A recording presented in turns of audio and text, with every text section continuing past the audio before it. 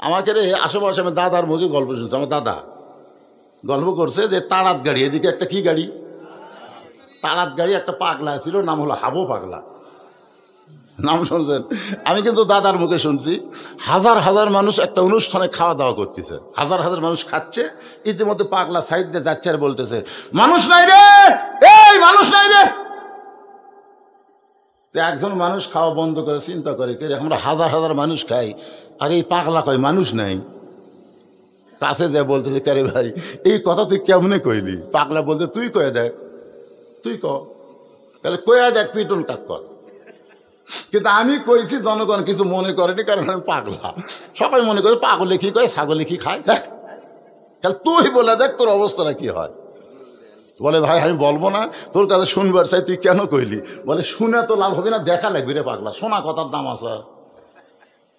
তো কেমনি দেখবো? তো সাইডে চ, সাইডে যাই দেখ। এই বগলের তলটা দেখতেছে 15-20 জন মানুষ, আর বাদ বাকি সব শিয়াল করতে। ভাই কি দেখলাম? যা দেখলি খালি দেখে আর তা বলিস না। দেশালো কলিকাল, ভেড়া সাটে বাঘের গাল, আসল কথা বললে তোমায় ছেলে দিবে রে, আসল কথা বললে তোমায় রিমান্ডে নিবে রে। দেশে আইলো কলিকাল, ভেড়া সাটে বাঘের গাল, ভেড়া সাটে বাঘের গাল। এমন অন্যায় সহ্য করতেছে, ভেড়া আসা বাঘের, বাঘ কিছুই কয় না, কলি জেলত দিবি তোরে কর। এ শোনেন, মুসলমান হলো বাঘের জাত, আর ভারতের মালাওনেরা হলো ভেড়ার জাত। জোরে কোন কথা ঠিক না? ওই ভেড়া এসে আমাকে গাল চাটতিছে, গাল চাটতিছে। কি মন খারাপ করতেছে? এই যুবকেরা, কাঁচা বাদামের গান করলে, কাঁচা বাদাম, ফাটা বাদাম, সাদা কালা, সাদা কালা, এলা বাদ দেখে এই গানটা কও। দেশে এলো কলিকাল, ভেড়া সাটে বাঘের গাল, আসল কথা বললে তারা মারবে রে, আসল কথা বললে বউকে তারা বেশ্যা বানাবে, সাংবাদিক কাবিন চাবে, আর সাকিব খানের কাছে কোন মেয়া গেলে তার পেট ফুলে দিবে। এই দেশে সাকিব খানের বিচার হবে না, মামুনুল হকের বিচার হবে। জোরে কোন কথা ঠিক না?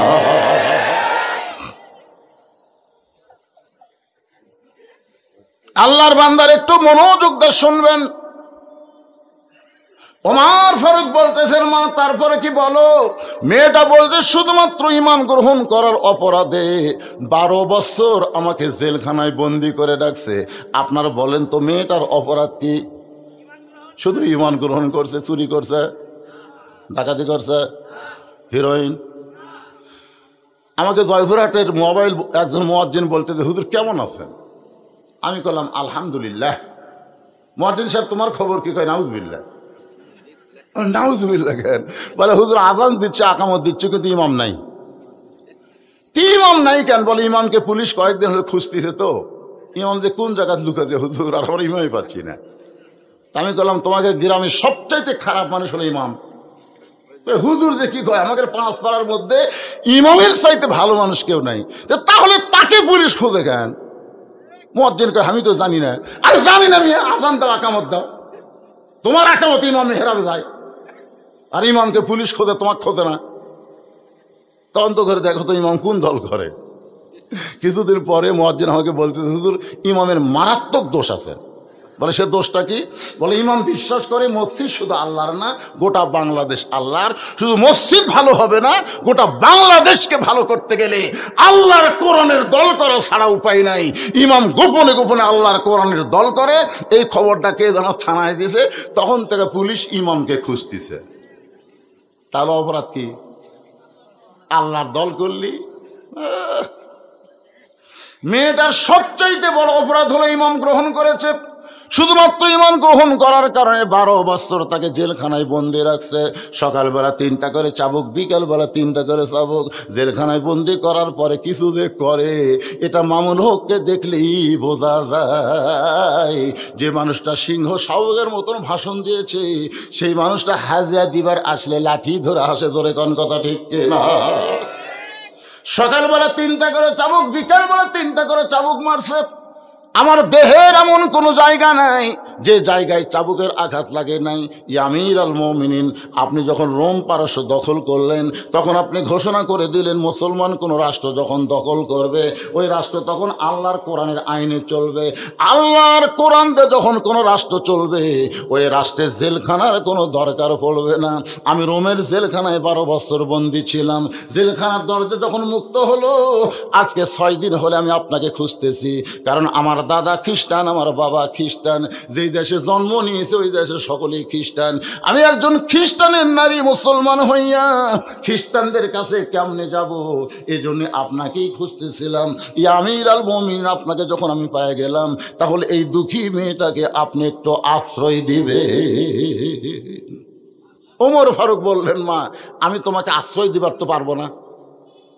মেয়েটা বলতে যে কোন কি, আমি জেলখানার ভিতর থেকে শুনবার পাইছি আপনার মতন ভালো মানুষ দুনিয়াত নাই।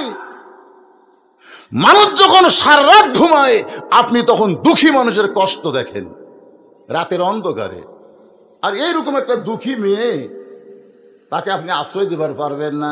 ওমর ফারুক বললেন, মা ইসলাম কোনোদিন কাউকে আশ্রয় দেয় না, বরং ইসলাম মানুষকে অধিকার দেয়। মেয়েটা বলতেছে, আমির আল মুমিনিন ইসলাম আমাকে কি অধিকার দিবে? ওমর ফারুক বললেন, তোমার বয়স কত? এ মায়েরা যারা পর্দার অন্তরে আছেন একটু মনোযোগ দিয়ে শুনবেন। ওমর ফারুক মেয়েটাকে বললেন, তোমার বয়স কত? বলে 6 বছর বয়সে ঈমান গ্রহণ করেছি আর 12 বছর জেলখানায় কাটাইছি। 6 আর 12 যোগ করলে কত হয়? এই যুবকেরা জোরে বলো কত? ওমর ফারুক বললেন, 18 বছরের একজন যৌবনা নারীর জন্য ইসলামের 1 নম্বর অধিকার হলো ভালোর সঙ্গে বিয়া বসা। বহু অধিকার নারীকের আছে, তার মধ্যে 1 নম্বর অধিকার হলো ভালো ছেলে। জোরে কোন কি ছেলে? ইসলাম যদি বলতো সুন্দর ছেলে তাহলে আমার মতন কালো জীবনে বউ পেত না। জোরে কোন কথা ঠিক কিনা? দেখেন ইসলামের মায়ের দেখছেন, ইসলামের মায়ের কি ভালো একটা ছেলে। ভালো ছেলে মানে কি বুঝতেছেন? শাকিব খান? না না, আমি তো বলতেছি ভালো। হ্যাঁ, খেয়াল করে শোনেন, ভালো একটা ছেলের সঙ্গে তোমার বিয়ে বসার অধিকার আছে। ওমর ফারুক বললেন, এই মুহূর্তে তোমার কোনো অভিভাবক নাই, ভালো ছেলে খুঁজবে কেমনে? ভালো ছেলে কেমনে খুঁজবে? বাংলাদেশে ভালো ছেলে খোঁজে না, খালি মেয়া খোঁজে। জোরে কোন কথা ঠিক কিনা? শোনো, আমি একটা ভালো ছেলের খবর দিচ্ছি, দেখো তো ছেলেটা তোমার পছন্দ হয় কিনা। মেয়েটা বলতেছে, আমির আল মুমিনিন তাহলে বলেন তো সেই ভালো ছেলেটার নাম কি? ওমর ফারুক বললেন, ছেলেটার নাম হলো আব্দুল্লাহ, বয়স হলো 22 বছর, লম্বাই হলো 6 ফুট 2 ইঞ্চি, গায়ের রং ফর্সা, চাঁদ বরণ চেহারা, 6 লক্ষ হাদিসের হাফেজ, বাবার নাম হলো ওমর। আমি তোমাকে আমার আব্দুল্লাহর বউ বানায়া, তুমি আমার বৌমা হবে। আমি তোমাকে বৌমা বানায়া, জোরে কান কি মা?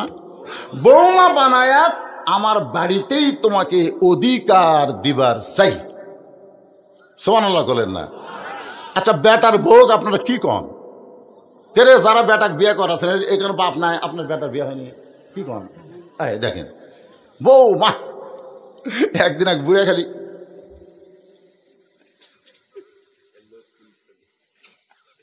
আমি কি এরকম হুজুর এই ওয়াজ করেন না তো? কিসের বৌমা? বেটার বউ হচ্ছে বউ দজ্জাল। মানে এমন এক বেটার বউ পাশে বুঝলেন, আসার পর থেকে খালি ওরই বাপক খাওয়াই, শ্বশুর খিলাই না। আমার বউ আর কানে কানে বলতেছে, আগামী সোমবার কিন্তু আমার বাপ আসবে। আর বাপ কিন্তু পাতাশি মাছ, ট্যাংরা মাছ, দেশি মুরগি, ইলিশ মাছ, এশিয়ার দই। আমি বললাম ঠিক আছে, অসুবিধা নেই। সবগুলো এনে দিছি। সোমবার সকাল থেকে আমার বউ পাকত বসে গেছে একটা কাজের লোক নিয়ে। তুই ভালো বিস্কুট চোখে দেখিস না? এ কি বিস্কুট রে? যতবার আমি আসি তোর বউ 1 থালি বিস্কুট দেয়, খালি দাঁতের সাথে লেখা যায়। মানে বিস্কুট যখন টাটকা ছিল তখন আমার বউ আমার বাবক দেয়নি, যখন ব্যাসটা হসে আর পিঁপড়াও খায় না, পোকাও খায় না, ওটা দিছে শ্বশুরক। আমি চিন্তা করলাম, ও তোর বাপ আসলে 15 আইটেমের খাবার, আর আমার বাবা আসলে 22টা বিস্কুট। লিয়াবলুয়াকুম আইয়ুকুম আহসানু আমালা, আল্লাহ বলতেছে তোমাদের পরীক্ষা করা হবে সুন্দর আমলের। এই মুহূর্তে আমার আমল কি, আমার আমল কি, আমার আমল কি, না না আমার আমল কি। আর ভিতরে ইমান বলতেছে। আস্তে আস্তে ঘরের মধ্যে যায়, একটা বুদ্ধি করলাম যে আমার বউ তো ঘরের মধ্যে আনা লাগবে, কি করে আনা যায়।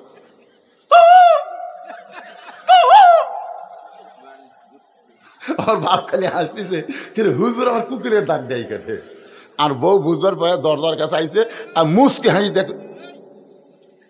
বউ যেই ঘরের মধ্যে গেছে, আমি দরজা বন্ধ করে দিলাম। দরজা বন্ধ করে সিটকে লাগাই দিলাম। আমার আব্বা খাওয়া বাদ দেখায়, বুঝলো এই বুঝলো, বউকে ঘরের তোলা দরজা বন্ধ করলি কেন? আমি করলাম ইন্নাল্লাহ আমার সবেরিন। আব্বা একটু ধৈর্য ধরেন, আব্বা একটু ধৈর্য ধরেন। আমি এটি টুটি ধরলাম না, কেন হাত দিলাম যে তোর বাপ আসলে 17 আইটেম, আর আমার বাপক 22টা বিস্কুট। তুই যদি সকালবেলা মরিস, বিকেলে আমি বিয়ে কর্ম, কেউ ফতুয়া দিবি না।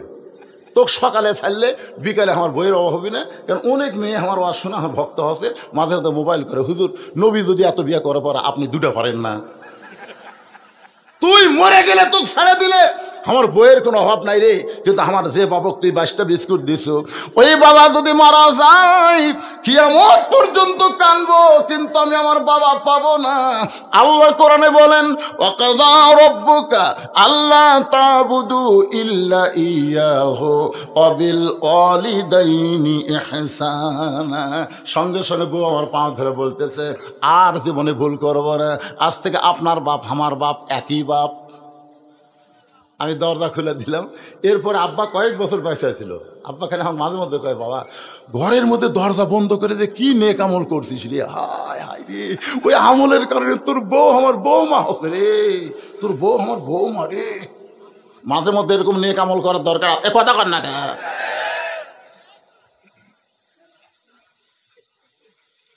আমার মায়েরা বোনেরা যারা আছেন, দেখবেন এরা বাবার আত্মীয় ভালোবাসে, শ্বশুর আত্মীয় পছন্দ করে না। বাবার বাড়ির কুত্তে আসলে তাকেও খাবার দেয়। বাবার বাড়ির কুত্তে, জোরে কন ঠিক, বাবার বাড়ির ফকির আসলে বিছনা পেড়ে দেয়।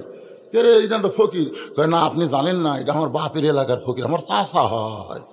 ও তোর বাপের এলাকার ফকির চাচা হয়।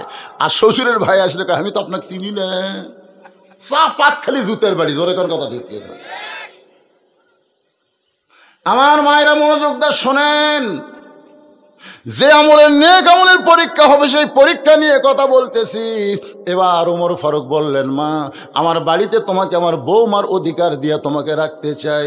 মেয়েটা বলতেছি, আমির আল মুমিনিন আপনি কিন্তু আমাকে বলেছেন ভালো একটা ছেলের সঙ্গে বিয়ে বসার অধিকার আছে, আপনার আব্দুল্লাহ কি সব চাইতে ভালো? ওমর ফারুক বললেন, আমার 2 চোখে আমার আব্দুল্লাহর চাইতে ভালো কোনো ছেলে তো পড়তেছে না। মেয়েটা বলতেছে, আমির আল মুমিনিন তাহলে আমি একটা ছেলের খবর দিব, দেখেন তো এই ছেলেটা কেমন লাগে।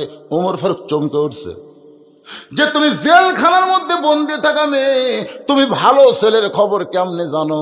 মেয়েটা বলতেছে, আমির আল মুমিনিন ছেলেটার নাম হইল হোসাইন, বাবার নাম হলো আলী, মায়ের নাম হলো ফাতেমা, আর নানার নাম হলো মুহাম্মাদুর রাসূলুল্লাহ। এখন এই 2 ছেলের মধ্যে আব্দুল্লাহ আর হোসাইন, এই 2 জনের মধ্যে ভালো কোনটা? জোরে কন। 2টাই ভালো, 2টাই ভালো, কিন্তু বেশি ভালো। ওমর ফারুক চোখের পানি বের করে বলতেছেন, মা সাইদুস শাবাবে আহলেল জান্নাহ হাসান হোসেন রাদিয়াল্লাহু তাআলা আনহুমা, জান্নাতি যুবকদের সরদার হবে হাসান হোসেন। আমার আব্দুল্লাহর চাইতে হোসেন কোটি কোটি গুণ ভালো। তুমি এটা বলতেছে, হুসাইনের মতন ভালো ছেলে থাকতে আপনার আব্দুল্লাহর সাথে বিয়ে বসবো কেন? আপনি তো বলেছেন ভালো একটা ছেলের সঙ্গে বিয়ে বসার অধিকার আছে, তাহলে হোসেনের মতন ভালো ছেলে থাকতে আপনার আব্দুল্লাহর সঙ্গে বিয়ে বসবো না। ওমর ফারুক মেয়েটাকে নিরাপদ আশ্রয় দিয়া পরন্ত বিকেল বেলায় হজরত আলীর দরজায়, আসসালামু আলাইকুম ইয়া আহলাল বাইত, আম্মা সাইলা ফালা তানহার। হযরত আলী চমকে গেল, হযরত আলী চমকে গেছে। এই গল্প করা চলবে না, যায় মিডিয়া ম্যানেরা গল্প না, যায় সাইডে বসে থাকো তো। মানে এরা তো আমার ওয়াজের হাফেজ, বোঝেন না? আমি কোন কথা কুড়ি থেকে শুরু করবো এটা মুখস্থ হয়ে গেছে। তোমরা গল্প করলে চলবি, তাই জনগণ এমনি তোমাকে ক্যামেরার কারণে খেপে আছে, গল্প করো না বাজান সোনার স্থানেরা। আল্লাহর বান্দার খেয়াল করে শোনেন, আম্মা সাইলা ফালা তানহার কোরআনের আয়াত। এই আয়াতটা আল্লাহ ফকিরকে উদ্দেশ্য করে নাজিল করেছে। আসলে ফকিরকে, আসলে ফকিরকে কথা কয় না, আমরা ধনী লয়, আমরা ফকির। আরে বাবা, হযরত আলী দরজা খুলে বলতেছে, আমিরুল মুমিনিন, আপনি ফকিরের আয়াত কেন তেলাওয়াত করলেন? ওমর ফারুক বলে, আলী রে, জীবনে কোনোদিন ঘটকালি করি নাই, আজকে প্রথম ঘটক হয়ে তোমার বাড়ির দরজায় তোমার হোসেনের ব্যাপারে আমি একটু ঘটকালি করতে চাই। হযরত আলী বলতেছেন, আপনার মতন মহান ব্যক্তি যখন ঘটক হবে তখন পাত্রী অবশ্যই ভালো হবে। ওমর ফারুক বলতেছে, ১ নম্বর গুণ হচ্ছে ৬ বছর বয়সে ইমান গ্রহণ করছে। কয় বছর? ২ নম্বর গুণ হলো ১২ বছর ইমানের পরীক্ষা দিয়েছে। ইন্নাল্লাযীনা ক্বালু রাব্বুনাল্লাহু সুম্মা ইসতাকাম। ৩ নম্বর গুণ হলো আমার আব্দুল্লাহকে পছন্দ করে না, আমি সেই মেয়েটার সঙ্গে তোমার হোসেনের ব্যাপারে ঘটকালি করতে চাই। আলী মুসকে মুসকে হাসার কয়, আমি মনে মনে এমন একটা মেয়ে হোসেনের জন্য খুঁজতেছিলাম। সুবহানাল্লাহ কবেন না? আপনারা বলেন তো, দেখে দেখে খোঁজা না মনে মনে খোঁজা, কোনটা ভালো? এক ছেলের বাপ বলতে, হুজুর এ পর্যন্ত 19টা দেখছি, এখনো পছন্দ হয়নি। আমি বললাম, কে ভাই আবার বিয়ে করবে? হুজুর আপনি বোঝেন না, আমার জন্য না তো, আমার ছেলের জন্যে। তো কিভাবে দেখলেন? লাড়াছাড়া দেখছি হুজুর, লাড়াছাড়া দেখছে, মেয়ের হাত ধরে টিপতেছে আর বলতেছে, মা তোমার নাম কি মা? কোন স্কুলে পড়ো মা? মানে এরকম 19টা মেয়ে লাড়তে লাড়তে বুড়া লুচ্চা হয়ে গেছে। ধর এখন কি হয়ে গেছে, ওই আরো লাড়বি, বেটাক বিয়ে দিবি না, ওই লাড়ার একটা ধান্দা তুলছে। কি ধান্দা? বুড়া কিরে তো খাড়া হয় না, খালি লাড়া। ধরে কর, এ কথা বোঝেন না কেন? বুঝতেছেন না কত বড় খারাপ বুড়া? আপনারা কি মনে করছেন দেখে শোনা বিয়ে করানো যাবে না? আমার এলাকার এক ছেলে বিয়ে করবার যায়, বিয়ে করে তার বাপ বিয়ে করছে। তার মানে কি, বিয়ের আগে বেটার জন্যও তা বাপের জন্যও তাই। জোরে কোন কথা ঠিক না? লাড়িচ্ছে, দেখি তো মা তোর কোন পক্ষের মা হয় এটা? বিয়ে করানোর পরে তোর বৌমা হবে, তার আগে কেউ না। জোরে কথা কন না ভাই? হযরত আলী বলতেছেন, মনে মনে এমন একটা মেয়ে খুঁজতেছিলাম। ওমর ফারুক বলে, আলী রে, তাহলে আল্লাহ আমার ঘটকালি কবুল করেছে। এই বলে 2 জন যখন কোলাকুলি করতেছে, এমন সময় হোসেন ঘর থেকে বের হয়ে বলে, ও 2 মুরব্বী, আপনার 2 জন যেইভাবে কোলাকুলি করতেছেন মনে হয় বিয়ে আপনারাই করবেন। ওমর ফারুক রাস্তা দিয়ে গেলে শয়তান কয়দিন যায় না? সেই হযরত ওমরের চেহারা রক্তের মতো লাল করে বলে, হোসেন, আমরা যে 2 জন তোমার মুরব্বী, আমাদেরকে তুমি কি মুরব্বী মানো না? হোসেন বলতেছে, আপনার 2 জন মুরব্বী আমি জানি, সম্মান করি, কিন্তু আসল মুরব্বী হিসাবে কেবল মাত্র আমার নানাকেই মানি। একমাত্র নানা ছাড়া এই দুনিয়ার কাউকে পুরাপুরি মানা যাবে। এই জন্য আল্লাহ বলেছেন, কুল, হে রাসূল আপনি বলেন, ইন কুনতুম তুহিব্বুনাল্লাহ ফাত্তাবিউনি। আজকে খালি এই যে মানা বেশি হয়ে গেছে। আগে তবলিগের 1 মুরব্বী ছিল, কয় মুরব্বী? এখন 2টা হচ্ছে, একটা এতাতি, একটা অজাহাতি। আই রে মারামারি ভাই, একসাথে আমি চিল্লে দেওয়া দেখছি। এখন 2 জন 2 গ্রুপত গেছে, একজন আলিমের গ্রুপত গেছে, আর একজন এতাতে আগের গ্রুপত আছে। ও রে কাফের, খালি বেশি মুরব্বী মানার কারণে আমাকে বাংলাদেশে কাদরিয়া, চিশতিয়া, নকশবন্দিয়া, মুজাদ্দিদি হয়ে গেছে। জোরে কোন কথা ঠিক কি না? এত তরিকা লাগবে না, তরিকা মাত্র একটা। জোরে কোন কয়টা? আল্লাহর হুকুম আর নবীর তরিকা। এ তোর আলাদা আলাদা তরিকা বানানোর পারমিশন কে দিল রে? জিকিরের মধ্যে চিশতিয়ার তরিকার জিকির, চিশতিয়া আর মুজাদ্দিদ। এটা কি কয় মোজাদ্দে দিয়ে, এটা কাদরিয়া।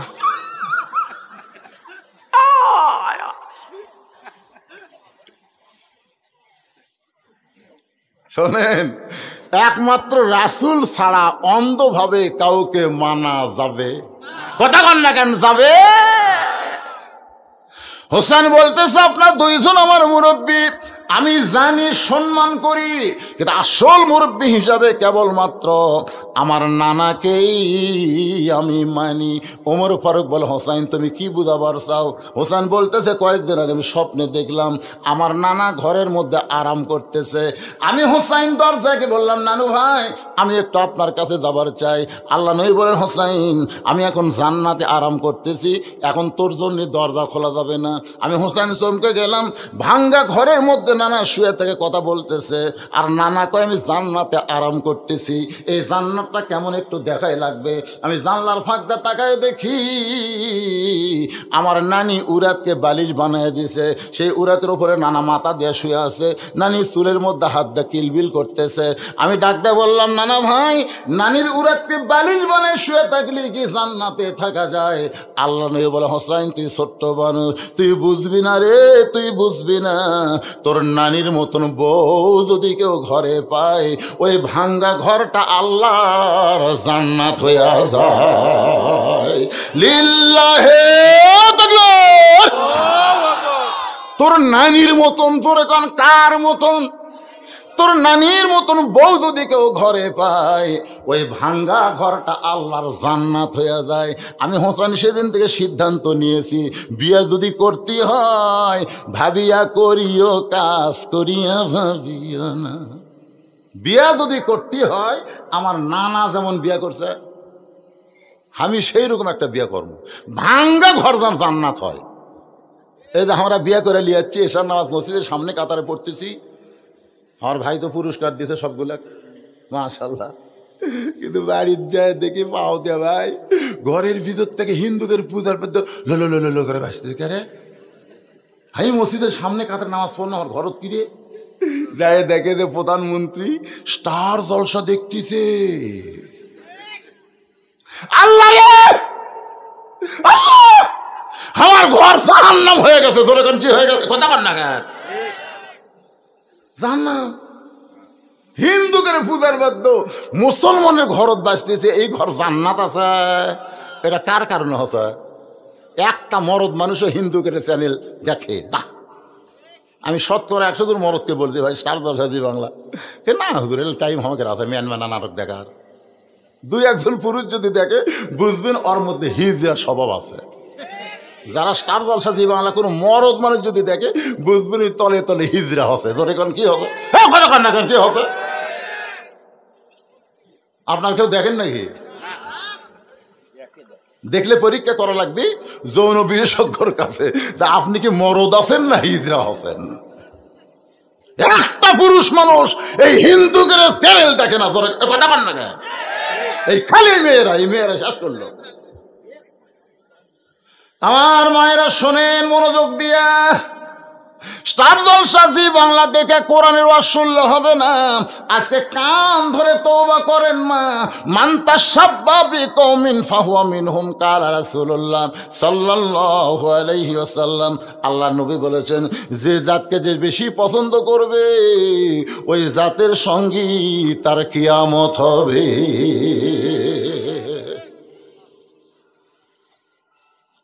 হোসেন দৌড়ে গিয়া বাবার আঙ্গুল টানে ধরছে, এই আঙ্গুল ধরে বলতেছে বাবা আপনি সত্যি করে আমিরুল মুমিনের সামনে বলেন তো আমার মা আপনার কেমন বউ ছিল বলেন। হযরত আলী বলতেছে হোসেন রে তোর মা তো জান্নাত রে। তো বলতেছে আব্বা আপনি যদি ভালো বিয়ে করে পারেন, না না যদি ভালো বিয়ে করে পারে আমি পারি না। বিয়ে করলে বুঝে শুনে বিয়ে কর্ম, অজগবি একটা ঘটকালি গুলি সেটা বিয়ে। ওমর ফারুক কয়েক অজগবি ঘটকালি করতেছে। আমি যে মেয়ের ঘটকালি করতেছি ওই মেয়েটার সঙ্গে তোমার বিয়ে হলে তোমার ঘরও তোমার নানির মতন মায়ের মতন জান্নাত হয়ে যাবে। সুবহানাল্লাহ। হোসেন বলতেছে আমিরুল মুমিনিন মনে কষ্ট নিয়েন না, আমি সিদ্ধান্ত নিয়েছি আমি সেই মেয়েকে বিয়ে করব যে মেয়ে আমার 3টা প্রশ্নের উত্তর দিবার পারবে। জোরে কোন কয়টা? দ্বিতীয় বক্তা ওয়াজ করেছে, পাদ্রী বলেছে উমরকে 4টা প্রশ্নের উত্তর দেওয়া লাগবে। ধরে কোন কয়টা? আব্দুল্লাহ ইবনে আব্বাস উত্তর দিবে, কিন্তু উত্তর দেওয়ার আগেই কিন্তু বক্তার ওয়াজ শেষ হয়ে গেছে। কোন কথা ঠিক কি না?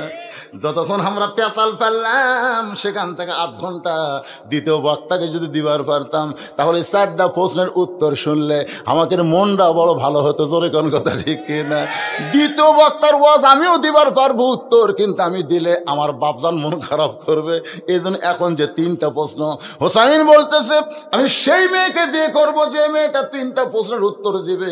ওমর ফারুক বল, হোসাইন তুমি কি 3টা প্রশ্ন করবা? হোসেন বলতেছে যাকে বিয়ে করব তার সামনে প্রশ্ন আউট হবে, অন্য কোন মানুষের সামনে প্রশ্ন আমি বলবো না। ওমর ফারুক বলে, আলী রে, তোমার হোসেন যে 3টা প্রশ্ন করবে এই বিষয়ে তোমার ধারণা কি? আলী বলতেছে জীবনের প্রথম শুনলাম। ওমর ফারুক বলে, আমিও জানি না, তুমিও জীবনের প্রথম শুনলা, তাহলে মেয়েটা উত্তর দিবার পারবে না। আমার ঘটকালি আল্লাহ কবুল করলো না। কানতে কানতে মেয়েটার দরজায়, মা আমার আব্দুল্লাহ বিয়া কর মা, তোর জীবন শান্তি হবে। মেয়েটা বলতেছে খালি একটা বার বলেন হোসেনের চাইতে ভালো, খালি একটা বার বলেন আব্দুল্লাহ হোসেনের চাইতে ভালো, আমার কোনো আপত্তি নাই। ওমর ফারুক বলে যেটা বলা যাবে না সেটা কেমনে বলবো? তবে শুনে নাও মা, হোসেন সেই মেয়েকে বিয়ে করবে যে 3টা প্রশ্নের উত্তর দিবার। এই প্রশ্ন আমি ওমর জানি না, তার বাবাও জানে না, তাহলে তুমি কেমনে উত্তর দিবা? মেয়েটা বলতেছে আমির আল মুমিনিন, হোসেন কি 3টা প্রশ্ন করবে আমি জানি না, তবে আমার ঈমান বলতেছে আমি না পারলেও আমার আল্লাহ পারবে। লিল্লাহে তাকবীর। আমার ঈমান বলতেছে, জোরে কোন কি? প্রধানমন্ত্রী কইছে 23 সাল দুর্ভিক্ষের বছর, আসলে 23 সাল দুর্ভিক্ষের বছর হবে না, আমার ঈমান বলতেছে পরিবর্তনের বছর হবে। ঈমান, ঈমান আমাকে ঈমান কি কয়? নামবি না হুজুর? নামবি না? নামবি না হুজুর? আমার তো একজন নেতা কইছে যতই অ্যাঙ্গেলে ওয়াজ করেন ডাইরেক্ট ওয়াজ করেন নামবি। আমি নেতার কাছে বললাম ভাই একটু সাইডে চলেন, আপনাকে একটা গল্প শুনে। কি গল্প হুজুর? শোনেন। 5 তলা তুটে 1.5 লাখ টাকার খাট আর 12,000 টাকার কম্বল ওরে তামানে রাত 9টার সময় গাওয়াতে বলতেছে আমার বাড়ি আমার ঘর আমাক নামাইকে। এই কথা বলে লোকটা শুইছে। 3টার সময় আল্লাহ একটা ভূমিকম্প দিছে, এমন ভূমিকম্প দিচ্ছে ভয়ের ঠেলা আমি নামছে ঠিকই, কিন্তু কম্বলের মধ্যে লুঙ্গিটা আছে ওটাও পরার টাইম পায়নি। ফেরেশতা বলতেছে আল্লাহ ই কলো নামবি নামাইকে, আর তুমি তাকে ন্যাংটা করে নামালে। আল্লাহ বলতেছে যারা ক্ষমতার অহংকার করে নাম্বার চায় না তাদেরকে আল্লাহ মাঝে মধ্যে এভাবে ন্যাংটা করেই নামায়। জোরে কোন কথা ঠিক কিনা? এই জন্য আমার সঙ্গে ইমানের দাবিতে সকলে পড়েন তো ইজ্জুমান তাশা, পড়েন তো ইজ্জুমান তাশা ওয়াতুযিল্লুমান তাশা বিয়াদিকাল খায়র ইন্নাকা আলা কুল্লি শাইইন কাদির। সম্মান দেয়া 5 তলায় তোরা মালিককে, আবার অপমান করে ন্যাংটা করে নামানোর মালিককে, ভালো মন্দর মালিককে, সমস্ত ক্ষমতার মালিককে। মেয়েটা কি বলতেছে? আমার ঈমান, আমার ঈমান বলতেছে হোসেন কি 3টা প্রশ্ন করবে আমি জানি না, তোমার ঈমান বলতেছে আমি না পারলে আমার আল্লাহ পারাবে। সঙ্গে সঙ্গে হযরত ওমর মারছে দৌড়, এক দৌড়ে হযরত আলীর দরজায়। আলী দরজা খুলে বলতেছে আমির আল মুমিনিন। কিছুক্ষণ আগে কানতে কানতে চলে গেলেন, আবার কেন আইছেন? ওমর ফারুক বলতেছে তারিখ করব। হোসেন বলে কিসের তারিখ? বলে রে বিয়ে করার তারিখ না রে, তুমি যে 3টা প্রশ্ন করবা এই 3টা প্রশ্নের উত্তর দিবার পারবে কি পারবে না তারই তারিখ। আলী বলতেছে আপনি কি পাগল হচ্ছেন? যেই প্রশ্ন আপনিও জানেন না আমিও শুনিনি, আর সেই প্রশ্নের উত্তর ওই মেয়ে দিবে? ওমর বলতেছে আলী ভাই মেয়েটা এমন একটা মারেফতের কথা কছে রে যে আমি না পারলে আমার আল্লাহ পারাবে। আর এই কথাটা বলেছে ইমানের দাবিতে। কিসের দাবি? ইমানের দাবি যদি কুরবানি হয়, সেই দাবি ঘরে বসে থাকা নয়। বসে থাকবেন? ইমানের দাবি হলো কিছু বিনিময়, সেই বিনিময় যদি যে জুলুম হয়। ইমানের দাবি হলো কিছু বিনিময়, সেই বিনিময় যদি কলিজার ঘাম হয়। সেই ঘাম দিতে যেন তৈরি থাকি, ওগো দয়াময় আমার আল্লাহ দয়াময়। ইমানের দাবি হলো অগ্নিশিখা, বাতিলের বিরুদ্ধে জ্বলতে শিখা। ইমানের দাবি হলো অগ্নিশিখা, বাতিলের সঙ্গে আপোষ করা। দরকার আপোষ করা, দরকার হলে জীবন দিব, কিন্তু ঈমান দিব। এই স্লোগানের সাথে কারা কারা একমত? আল্লাহ হাত তুলে দেখান তো। দরকার হলে জীবন দিব, কিন্তু ঈমান দিব।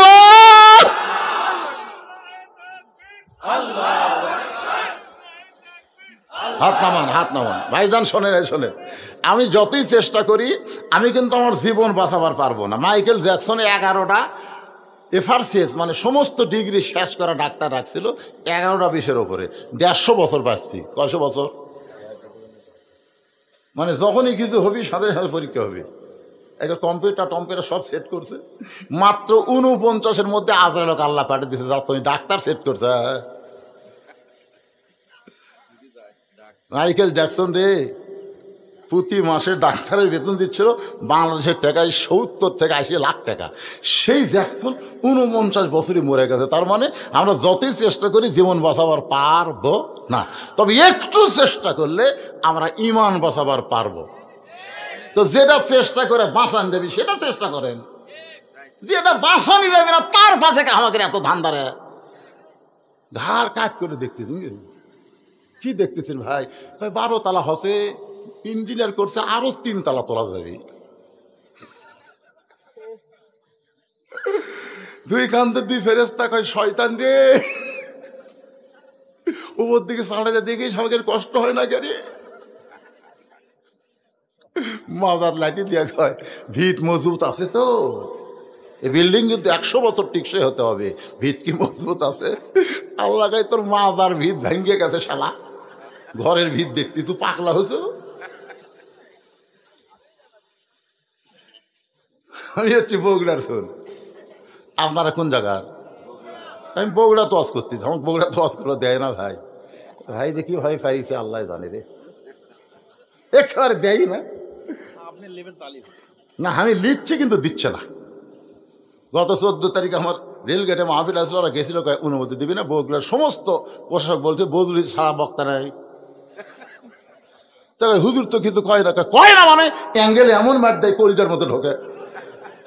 মানে আমি একটাই বক্তা, চিল্লি করে ওয়াজ করি না, হাসাতে হাসাতে কাম সারি। ধরে কোন কথা ঠিক না, চিল্লি ফাটাফাটি আমার কাছে নাই, হাসির মধ্যে মার হবে। যাদেরকে মার দিচ্ছি তারা বুঝবার পারবি, অন্য লোক বুঝবি না, খালি হাসাই যাবি। ধরে কোন কথা ঠিক না। আল্লাহর বান্দার প্রশ্ন হবে 3টা। জোরে বলেন কয়টা? তুমি যে প্রশ্ন করবো সেই উত্তর দিবার পারবে কিনা তার তারিখ করতেছি। আলী বলতে যে কেমনে পারবে? ওমর ফারুক বললেন আল্লাহর প্রতি অগাধ বিশ্বাস নিয়ে ইমানের দাবিতে যখন কথা কইছে তখন মনে হয় কিছু একটা হবে। নির্দিষ্ট তারিখ মোতাবেক ভাইজান একটু মনোযোগ দিয়ে শুনতে হবে। আমার মা বোনদের জন্য বলতেছে, মা আমার খুব কষ্ট লাগতেছে যে আপনারা বসে থেকে শুনতেছেন। ঘড়ি তো আমার কাছে নাই, দেখি আজকে ঘড়ি মনে বলে ছাড়াতে যাচ্ছি, এখন বাজতেছে 11:47। এই যে দীর্ঘ সময় পর্যন্ত ওই সোনার চানের রাজা দাঁড়িয়ে আছে। কে তোর পাও কথা কয় না, কে কটকট করে না? কে পোলা আছে? হ্যাঁ তোমার নাই তো কিসের পোলার? এই আজকে একটা কথা করো, পোলার প্যাকেট।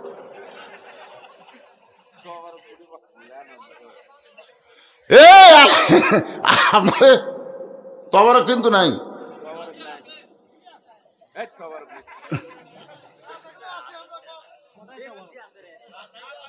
সবচাইতে বড় তাবারকের নাম কি?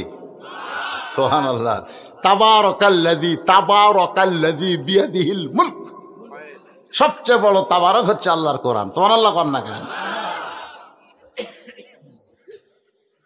ডান পাশে হযরত ওমর বসে গেছে, বাম পাশে হযরত আলী, মাঝখানে হোসাইন। এই বসার সাইজটা খেয়াল করেন। ডান পাশে কে বসছে? কে? না না, এরা কে? মেহেদী হাসান তুহিন। মাঝখানে বদরুল রশিদ। আর এটা তুহিনের চাচা, চাচা ভাইস্তে। মাশাআল্লাহ। বসার একটা সাইজ নাই। আমরা অনেক মঞ্চে বসি ভাই, ডান পাশে আওয়ামী লীগ, বাম পাশে বিএনপি, মাঝখানে আমি জামাত। হ্যাঁ আসলে বসি, বসে চিন্তা করতেছি এটা হলো স্বাধীনতার স্থপতি, এটা হলো স্বাধীনতার ঘোষক। হ্যাঁ আমি শালা রাজাকার, আজ কি যে হবি রে। নিজের চোখে তো আমি দেখছি রে ভাই, আমার দেখা কথা আমি বেশি করি। মসজিদের মতো আমি ঢুকবার গেছি, ইতিমধ্যে ওরা তিনজন খালি ঘড়ি দেখতেছে, জামাতের সময় হয়ে গেছে, একটা হুজুরও নেই। আমি পাও দেবার চাই, চিন্তা করি দেমো, দিলে তো আমাকে মতো করা লাগবি, না দিচ্ছি না, ওরা কি করে। আমি ব্যাগ এসে জানলার ফাঁকটা তাকায় দেখি জামাত ইসলাম আওয়ামী লীগ বলতেছে, ভয়, জামাত ইসলাম ভয় আছে তো, ভয় বলছে যে ভাই আপনার দল ক্ষমতা আছে, আপনি সামনে যান। আওয়ামী লীগ বলতে তো পাগলা, আমি মাঝে মধ্যে নামাজ পড়ি রে, আমি পড়াবার পারি না। বিএনপি বলতেছে আমি খুব বেশি পারলে আকামত দিতে পারি ভাই, ওই সামনে যেতে আমার ভয় লাগে।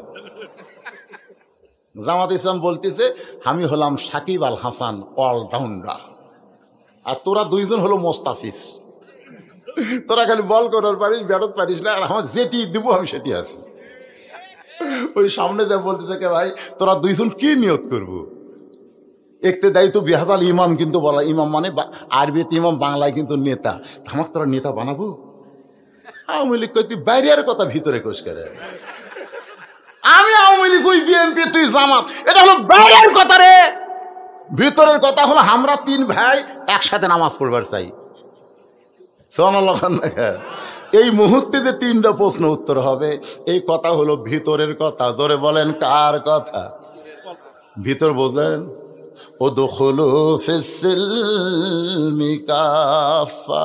গাড়ির ভিতরে থাকতে হবে, হাত বার করা মাথা বার করা যাবে না, ল্যাপের ভিতরে থাকতে হবে, শীতের দিনে পাও বার করলে শরীর গরম হবে না, মশারির ভিতরে থাকতে হবে, মশা ধরবে না। ধরে কোন কথা ঠিক কিনা? তেমন ঈমান ইসলামের ভিতরে, আল্লাহর কোরআনের ভিতরে আমাদের থাকতে হবে। ডান পাশে হযরত ওমর, বাম পাশে হযরত আলী, মাঝখানে হোসাইন। সামনে একটা চাদর দিয়া বলতেছে, এই চাদরটা কি জন্যে? আমার মা বোনদেরকে জানার জন্য বলতেছি, মা এই সামনে চাদর দেওয়ার কারণ হলো পর্দা। ধরে বলেন নাম কি? অথচ আমাদের বাংলাদেশের একজন গায়িকা বর্তমানে সংসদ সদস্য। ওরে শরীয়তের মৌলানা, চোখ দুইটা করলা কানা, মনের পর্দা বড় পর্দা তোমরা খুঁজা পাইলা না, তেতুল হুজুর বুঝলো না। তেতুল হুজুর বোঝেন? আল্লামা শফি রহমতুল্লাহ আলাই, যিনি লক্ষ লক্ষ আলেমের ওস্তাদ, যিনি হলেন আল্লাহর পিওর একজন অলি। ধরে কারণ সুবহানাল্লাহ। সে আল্লাহর অলিকে 2 টাকার গায়িকা বর্তমানে সংসদ সদস্য তেতুল হুজুর বানাইছে। মনের পর্দা যদি পর্দায় হতো তাহলে হযরত ওমর সামনে চাদর দিত না, চাদর দিয়ে বুঝাই দিল মনের পর্দা পর্দা না, পর্দা হলো আল্লাহর আইন। আজকে আমাদের বাংলাদেশে অনেক মেয়েরা বলে মনের পর্দাই তো সব, বলে না? অনেক মেয়েরা বলে, কিন্তু আর মায়েরা বলতেছে, মা শোনেন, মনের পর্দা পর্দা নয়, অকরনা ফি বুয়ুতিকুন্না ওয়ালা তাবাররুজনা তাবাররুজাল জাহিলিয়াতিল উলা। মায়েরা শোনেন। এবার ওমর ফারুক বলতেছে, হোসাইন এখন তুমি 3টা প্রশ্ন শুরু করো। এবার হোসাইন দাঁড়িয়ে বলতেছে, রে মেয়ে তুমি একলা একলা বসে আছো, তাই বলে মনে করো না তুমি একলা হয়ে গেছ। আমি হোসাইন বড় একলা হয়েছি। ওমর ফারুক কোনাতে ঘুরতে দেখো, কে রে ভাই, এটা কেমন কথা? হোসাইন বলে, রে মেয়ে তুমি একা একা বসে আছো তাই বলে মনে করো না তুমি একলা হয়ে গেছো। আমি হোসাইন বড় একলা হয়ে গেছি, আমার দুই পাশে দুইজন মহামানব দেহ নিয়ে বসে আছে, কিন্তু মনে মনে মনে মনে তোমার পক্ষ নিয়েছে। নির্বাচন কমিশনার নিরপেক্ষ চেয়ারে বসে আছে, কিন্তু মনে মনে মনে মনে একটা দলের পক্ষ। প্রশাসনের কর্মকর্তা নিরপেক্ষ চেয়ারে বসে আছে, কিন্তু মনে মনে মনে মনে একটা দলের পক্ষ নিয়েছে। হজরত আলী আর ওমর ফারুক কিন্তু এই সাইডে বসে আছে, মনে মনে কিন্তু হোসেনের পক্ষে নাই, মনে মনে পক্ষ নিয়েছে কার? মেয়েটা জিতুক, তাহলে আমার ঘটকালি আল্লাহ কবুল করবে। হযরত আলী মনে মনে চিন্তা করে, মেয়েটা যদি উত্তর দিবার পারে তাহলে আমার পছন্দ করা ছেলের বউ আমি পাবো। তাহলে এই দুইজন মহামানব দেহ নিয়ে বসে আছে কোন সাইডে? হোসাইনের কাছে, হোসাইনের কাছে। আর মনে মনে মেয়েটার পক্ষ নিয়েছে। আপনারা বলেন তো দেহের জোর বেশি না মনের জোর বেশি?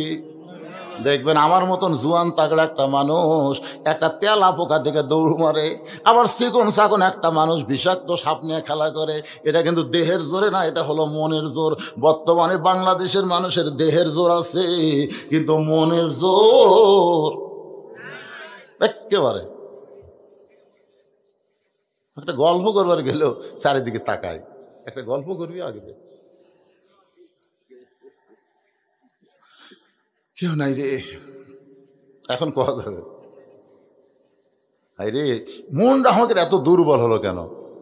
ওমর বলে, হোসাইন এখন প্রশ্ন করো। 3টা প্রশ্ন করবে, প্রশ্নের উত্তর এখানে দেওয়া হবে। তার আগে আপনার ঘড়ির দিকে তাকায় দেখেন, আমি কিন্তু কম ওয়াজ করি না, আরও কর্ম, অসুবিধা নেই। আপনার বসে থাকবেন আমার এলাকার মানুষ, আর আমি আপনাকে থুইয়া চলে যাবো, সে বক্তা আমি না। কিন্তু আমার বাবা যে তুহিন, বাবা করে করলাম, কয় বছর বয়স হতো বাবা? হ্যাঁ 38 বছর, আমার লাতির বয়স। যাই হোক, বাবি খোলা। এই যে মাদ্রাসা করছে, উনি একটা কথা বলছে, আমি কিন্তু এরকম মাদ্রাসা করছি। আর মাদ্রাসা দেখছেন, আমি ওইরকম 200 শতক জায়গা, এখন 200 শতক হয়েছে, আগে ছিল 6 শতক, সে থেকে হতে 200 শতক মসজিদ মাদ্রাসা ইতিমখানা করছি। এই আপনাকে যা টাকা দেন, এই টাকা লিয়ে যায় আমি ওরকম দেই। আমার মাদ্রাসা কারো কাছ থেকে 1 টাকা দান সদকা নেওয়া হয় না, কিন্তু আমি তো আপনাকে টাকাই দিই, এটা মোটামুটি আপনারা সব পান। কিন্তু আমার বাবাজি যে কথাটা বললো, যে এককভাবে কোনো জিনিস চলালে সেই জিনিসের বরকত কম হয়। কথাটা বুঝলেন না? আপনাকে আমি বুঝাচ্ছি। এই তো মনে করেন এক জায়গাতে একটা কবর আছে, আর এক জায়গা 10টা কবর আছে। 1 কবর আর 10 কবর। আল্লাহ রাসূল কিন্তু জান্নাতুল বাকি যখন নির্মাণ করলেন, তখন সাহাবের বলেন, হুজুর এই জান্নাতুল বাকি গোরস্থান নির্মাণ করার কারণ কি? রাসূল বললেন, শোনো, মনে করো যে আমাকে বাতাস করার জন্য বেলাল পাকা হাতত লিছে, আমাকে বাতাস করবে, আমার শরীর গরম ঘামে গেছে, কিন্তু আমার পাশে আবু বকর ওমর আছে, ওই দুইজনকে কিন্তু বাতাস করার নিয়ত নাই, কিন্তু আমি রাসূলকে বাতাস করার কারণে ওরা দুইজন আমার কাছে আছে বলে ওরাও বাতাস পাবে। ধরে কোন ঠিক কিনা? তো একই জায়গায় যখন বহু কবর থাকে, কোনো কবর যদি আল্লাহ রহমত বর্ষণ হয়, অন্য কবরও রহমতের কিছু অংশ পায়। তো এককভাবে মাদ্রাসা না চালায়, মসজিদ না চালায়, সকলে মিলে, উনি হয়তো মেন ভূমিকা পালন করবে, কিন্তু আপনারা সকলে মিলে যদি মাদ্রাসা চালান, সকলের নজর পড়বে, সকলের মহব্বত হবে, তখন মাদ্রাসায় ছাত্রের কোনো অভাব হবে না, মাদ্রাসার উন্নয়নের বরকতের কোনো অভাব হবে না। জোরে কোন কথা ঠিক কিনা? এই হিসাবে আমার বাবাজি যে কথা বলেছে, আমি সেই কথার তালে আপনাদের বলতেছি, এই মাদ্রাসার পক্ষে কি আপনারা আছেন? কারা কারা আছেন? আল্লাহকে একটু 2 হাত তুলে দেখান তো বাজান। হাত তোলেন রে, হাত তোলেন, লিল্লাহি তাকবীর, হাত নামান। এই 2 হাতে আপনারা যদি পারেন, অল্প হোক বেশি হোক, একেবারে যাদের বাপ মা চলে গেছে, এই মাদ্রাসায় একটা কোরআন শরীফ দিবেন। যে হুজুর আমার বাপ মা রোহের মাখরাতে এই 3 মাদ্রাসায় আমি একটা কোরআন শরীফ 500 টাকা দিলাম, আপনি 500 টাকা দিবেন, একটা কোরআন শরীফ দান করার সওয়াব আল্লাহ আপনার বাপ মার কবরে দিয়ে দিবে। যদি কোরআন শরীফ দেওয়ার মতো টাকা না থাকে, 100 টাকা 200 টাকা, যিনি যা পারবেন আল্লাহর রাস্তায় এই মাদ্রাসায় একটু দান করেন। দেখি তো আপনারা আসলে 2 হাত তুলছেন, এরা মনের টাকা তুলছেন না ঝাঁকিয়ে তুলছেন?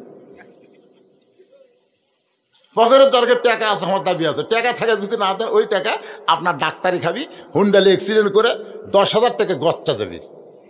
ভালো হুন্ডা ভেঙে গেছে, ঠ্যাং একটা নেই, কি করবেন?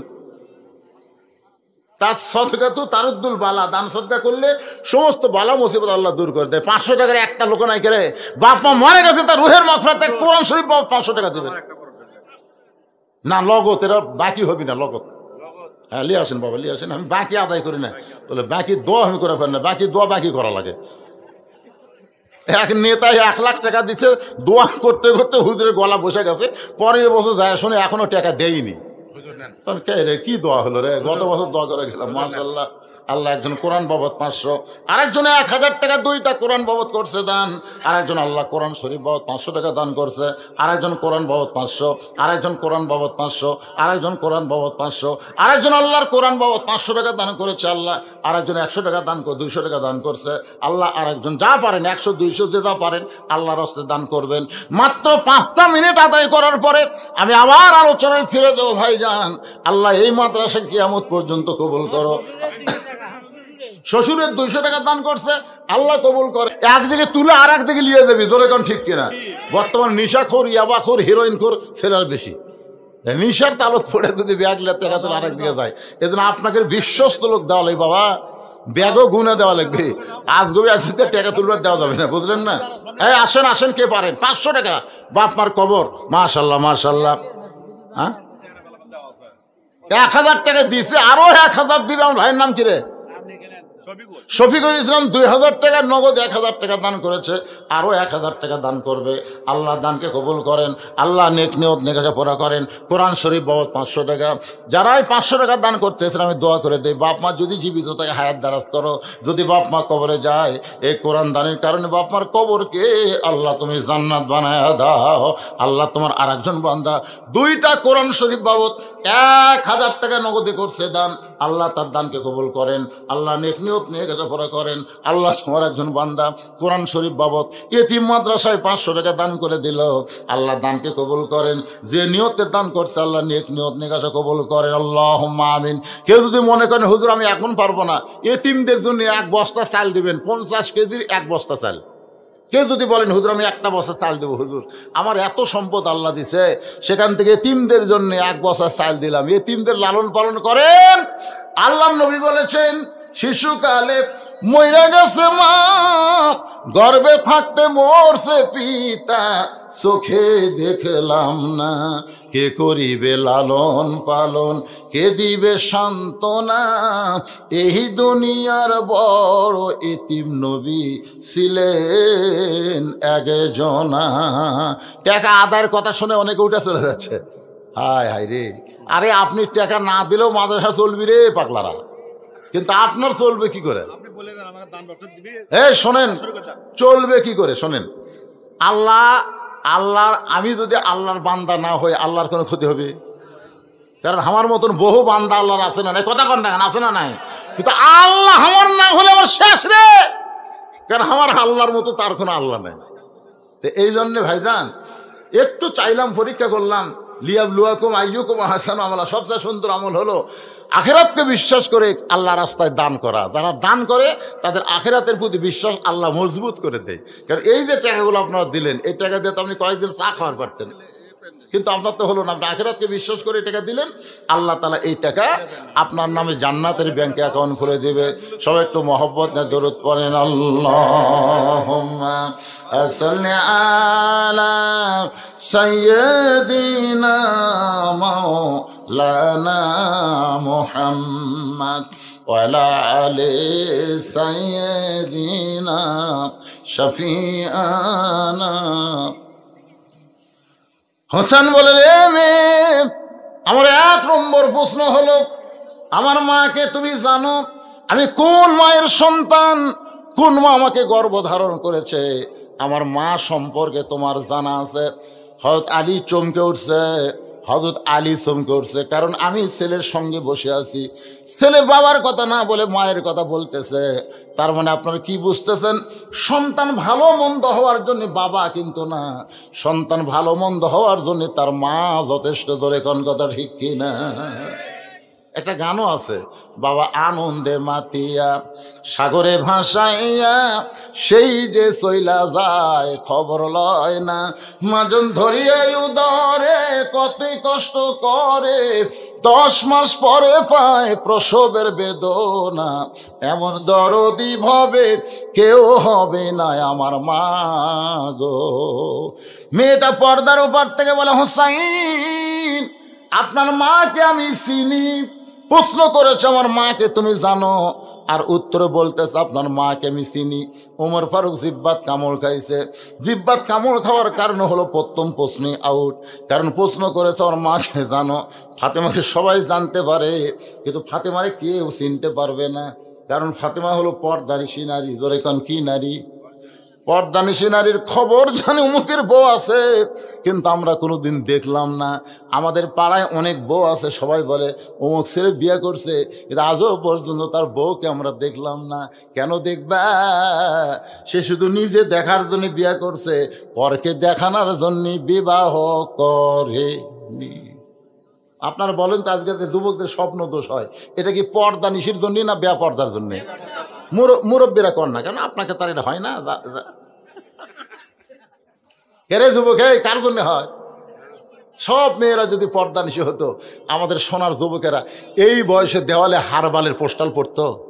অনেক যুবকেরা এই মাহফিলের বিজ্ঞাপন পড়ে না তো, হা করে কি পড়িস রে, ইন্ডিয়ান হারবাল কলকাতা, কিচ্ছুই লাগবে না বাবা, কিচ্ছুই লাগবে না। সুবহানাল্লাহ। আমার মায়েরা যদি পর্দার ভিতরে থাকে, সবাই তাকে জানবে, কিন্তু কেউ চিনবার পারবে না। হযরত আলী চোখ দিয়ে দর দর করে পানি পড়তেছে, আর হোসাইন মুচকি মুচকি হাসতেছে।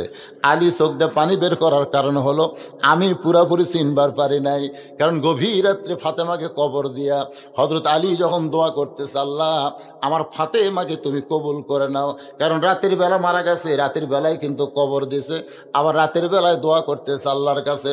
সঙ্গে সঙ্গে দেখতে পাই সামনে কয়েকটা পুরাতন কবর, এইমাত্র ফাতেমার কবর দিয়েছে, সেই কবরটার নাই। গোটা জান্নাতুল বাকি হযরত আলী দৌড়ায় আর বলে ফাতেমার কবর, ফাতেমার কবর। কে যেন আওয়াজ দেয়া বলে, আলী আমার ফাতেমা পর্দানিশী রে, আমি আল্লাহ জোহরা ডিগ্রি দিয়া ফাতেমার কবরটাকেও কিয়ামত পর্যন্ত পর্দা করে দিয়েছি। যে ফাতেমার কবর পর্দা হয় সেই ফাতেমারে চিনে। মেয়েটা বলতেছে আমি চিনি। অনেক সময় হয়ে গেল, 3 বিচারক যখন কিছুই বলেন না, মেয়েটা বলে হোসাইন আপনি প্রশ্ন করলেন, উত্তর দিলাম, হলো কি হলো না? ওমর ফারুক বলে কেমনে হবে? হোসাইন প্রশ্ন করলাম আমার মাকে জানো? উত্তর দিলে চিনি। মেয়েটা বলে হোসাইন আপনার মায়ের চোখের ভুরু জোড়া ছিল। হোসাইন আপনার মায়ের বাম গালে কালো একটা তিল ছিল, থুতুরির তলে লাল একটা দাগ। সঙ্গে সঙ্গে হযরত আলী চিৎকার দিয়ে বলে, মা রে যা বলছিস বলছিস, মার বলিস না, এই 3 জনের মধ্যে একজন পরপুরুষ আছে। আপনারা বলেন তো 3 জনের মধ্যে পরপুরুষকে? যে উমর সম্পর্কে রাসূল বলে আমার পরে কেউ নবী হলে আল্লাহ উমরকে নবী বানাতো, সে উমর যদি পরপুরুষ হয়, তাহলে মুরিদের বইয়ের কাছে পীর কি পুরুষ? আপনার বুঝার পারতেছে না? মুরিদের বইয়ের কাছে পীর সাহেব কি পুরুষ? তো অনেকে তো পরপুরুষ কয় না, এটা আমার বাবা। 3টা জিনিস আমি প্রায় মাহফিলে বলি। একটা হলো ডাক্তারের বইয়ের কোনদিন সিজার লাগে না, কারণ প্রত্যেকটা ডাক্তারই চায় তার বউ নর্মালি বাচ্চা দেখ। নর্মালি বাচ্চা হলে মায়ের কোনো ক্ষতি হয় না, বাচ্চারও কোনো ক্ষতি হয় না। প্রত্যেকটা বাচ্চাই নর্মালে হবে, কিন্তু কতগুলা মা এনা বেদনা স্বামী কত সিজার কর্ম রে বয়টলা ডাক্তার দেখো, ডাক্তার বলতেছে ভাই দেখো ব্যাকা হয়ে আছে রে, মানে ট্যাকা খাবি তো শালারা, ওই ব্যাকা হয়ে আছে তো। আসলে ব্যাকা টেকা কিছু না, 3 দিন পরে এমনি বাচ্চা হবে, 3 দিন আগেই সিজার করে। আপনি খোঁজ করে দেখবেন বগুড়া জেলার কোনো ডাক্তার বউ সিজার করেনি। মৌলবীর বাড়িতে কোনোদিন মিলাদ হয় না, খেয়াল করে দেখবেন। একটা মৌলানার বাড়িতে মিলাদ হয় না, কারণ এরা জানে মিলাদ একটা ফাও জিনিস, খামা খাইটা করে কি হবে, তো পরের বাড়ি তারা মিলাদ খাবি। এদিক হোক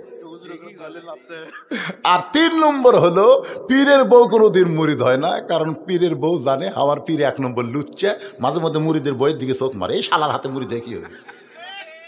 তাহলে কয়টা করলাম? 1 নম্বর ডাক্তারের বইয়ের সিতার লাগে না, মৌলবীর বাড়িতে মিলাদ হয় না, পীরের বউ মুরিদ হয় না। কি বুঝলেন? বুঝলেন? তাহলে পর পুরুষ তুমি কেমনে জানলে মা হোসেন মায়ের চোখের ভুরু জোড়া? এটা পৃথিবীর কেউ না জানলেও শুধু আমি আলী জানি। সুবহানাল্লাহ কোন।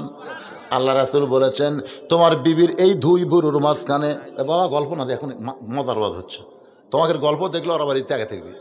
2 ভুরুর এই 2 ভুরু নাই, এই 2 ভুরুর মাঝখানে কোনো বউকে যদি স্বামী একটা চুমা খায়, ওই স্বামীর আমল নামায় একটা ওমরা হজের সওয়াব আল্লাহ দিয়ে দেয়। আমরা অনেক শুনেছি বাবার মুখের দিকে তাকালে, মায়ের মুখের দিকে তাকালে হজের সওয়াব, কিন্তু বইয়ের ভুরুর মাঝখানে চুমা দিলে তো হজের সওয়াব। একটা চুমা খাবেন হজের সওয়াব। কিন্তু আমি তোরে বলতে দি ভাই, মেয়েরা তো বেজার হচ্ছে, হুজুর কি ওয়াজ করলো রে, এরা যে বিনি খাওয়া খায় রে, ঘরের মধ্যে ঢুকলে মনে হয় ভোকরা মাটা ঢুকছে, আর চুমা খাবার গেলে তখন বমি হবি রে। রে বিড়ি খানে আপনারা ঘুমানোর আগে, চুমা খাবার আগে আচ্ছা তারে ব্রাশ করবা, বুঝছা?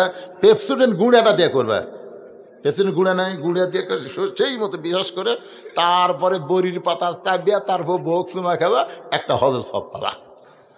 সুবহানাল্লাহ খান। যারা বিয়ে করেনি এরা এখন তালত থাকবি, এরা এই তালত থাকবি। দেখি তো 14 ফেব্রুয়ারি এটা করা যায় কিনা। বিবাহের আগে কোনো কিছু করলে হজের সওয়াব। বাম গালে কালো একটা তিল ছিল, আমি স্বামী হিসেবে বলতে পারি। থুতুনির তলে লাল একটা দাগ, তুমি কেমনে বললা? মেয়েটা বলে মুরব্বি, ওই রুমের জেলখানার মধ্যে শেরদিল কারারক্ষী সকালবেলা আমাকে 3টা করে চাবুক মারতো, বিকালবেলা 3টা করে চাবুক মারতো। ওই চাবুক মারার কারণে এক সময় আমি কষ্টের জর্জরিত বেহুশ হয়ে গেলাম। ওই বেহুশ অবস্থায় দেখতে পাই আমার শিওরের পাশে নূরের একটা পুতুলি বসে বসে কাঁদতেছে। আমি বললাম, কে গো আপনি, জান্নাতের হুরি না বেহেশতের পরি? আমার মাথায় হাত দিয়ে বলল, মা আমি জান্নাতের হুরিও না বেহেশতের পরিও না, আমি হলাম জগৎ বিখ্যাত মা ফাতেমা। ওই রোমের জেলখানা নির্যাতনের সময় বেহুশ অবস্থায় আমি আপনার মাকে দেখেছি। ওই সময় লক্ষ্য করে দেখি চোখের ভুরু জোড়া দেখতে পাই, বাম গালে কালো একটা তিল, থুতনির তলে লাল দাগ দেখেছি। হোসেন বলে, রে মেয়ে, 1 নম্বর প্রশ্নের উত্তর যেমন আশা করেছিলাম তার চাইতেও তুমি 100 গুণ সুন্দর দিয়েছ। ওমর ফারুক বলে, হোসাইন এখন তুমি 2 নম্বর প্রশ্ন করো। এবার হোসেন বলতেছে, আমার 2 নম্বর প্রশ্ন হলো, তুমি 6 বছর বয়সী ঈমান কেমনে পাইলা? তুমি যেই দেশে জন্মগ্রহণ করছো সেই দেশটা হলো খ্রিস্টানের দেশ, তোমার দাদা খ্রিস্টান, বাপ খ্রিস্টান, ওই রোম দেশের সকলেই খ্রিস্টান, ওই খ্রিস্টান দেশে 6 বছর বয়স ঈমান কেমনে পাইলা? মেয়েটা বলে, হোসাইন আমি দুনিয়ার সাধারণ কোনো ঘরের মেয়ে না, আমার দাদা হলো রোম সম্রাট কাইসার। ওমর ফারুক চমকে উঠছে, ওরে বাবা রে। ওই সময় 2টা পরাশক্তি ছিল, একটা রোম আর একটা পারস্য। রোম হলো কাইসার আর পারস্য হলো খিসরা। মেয়েটা বলতে, হোসাইন পরন্ত বিকেল বেলায় আমার দাদা ঘরের মধ্যে গিয়া বলতেছে, নাতনি আজকে রোমের রাজ দরবারে খেলা হবে, তুই কি খেলা দেখতে যাবি? ছোট বাচ্চাদের খেলা দেখা অভ্যাস করানো খুব ভালো। কথা কয় না, পানি ফোড়া দেন হুজুর, আমার ছেলে খালি কান্দে। পানি ফোড়া দিলাম, 1 সপ্তাহ পরে কয় পানি ফোড়া হয় না, তেল ফোড়া দেন। তেল ফোড়া দিলাম, 1 সপ্তাহ পরে কয় হুজুর আপনাকে দোয়ার মধ্যে আর বরকত নেই। চলে গেল মন খারাপ করে ছেলের মা। 1 মাস পরে বললাম, মা খবর কি? কয় আর কান্দে না হুজুর, আর কান্দে না। আমি বললাম, কি দেখ কি পড়াতে ভালো হলো? না না, আমার বাপ একটা মোবাইল কিনে দিছে। যখন কান্দে তখন গেম চালু করে দিই, আর কান্দে না। মানে এই ছোটো ছোটো বাচ্চা করো, এরা খেলা দেখানোর অভ্যাস করতেছে। আপনি জানেন এই বাচ্চার চোখ কি হবে? এই কথা কন না কে রে, এই ছোট্ট না বাচ্চা খেলা মোবাইল দিয়ে। এক বাড়ি যা দেখি মায়ের হাতে একটা, বাপের হাতে একটা, পুচকার হাতে একটা, তিনজনই মোনাজাত করতেছে। কি যুগ পড়লো রে ভাই রে। ওয়াজ করার সাথে সেলফি তুলবার যা টেজ ভাঙ্গিচ্ছে, বক্তাকেও ছাড় দিচ্ছে না ভাই। এক বক্তা কথা এলে তোলা জায়েজ নাই, দেই কথা জায়েজ নাই, তোর ওয়াজ শোনাও যায় না হে। মানে সেলফি তুলবার না দিলে বক্তা পর্যন্ত বেসাই হয়ে যাচ্ছে। হেই রে মোবাইল যা শুরু করলো ভাই, খেলা খেলা, পাবজি খেলা, ফ্রি ফায়ার খেলা, রাস্তা ধরে খেলতেছি, এত ব্যস্ত হয়ে গেছে। সমস্ত লোক যায়, ওই লড়ে না, ওই খালি খেলতেছে। এক কুত্তে যাওয়ার সময় চিন্তা করে, কে রে ই যে খালি একটু বসে থাকে, লড়ে না চড়ে না, কি করে? কুত্তে যাওয়ার পিঠের পাশে সঙ্গীতছে, মনে করছে গাছের গোড়া, এই মনে করে পেশাব করে দিছে। তারপরে হুঁশ আছে, কে রে তাকে দেখে কুত্তে পেশাব করে গেল।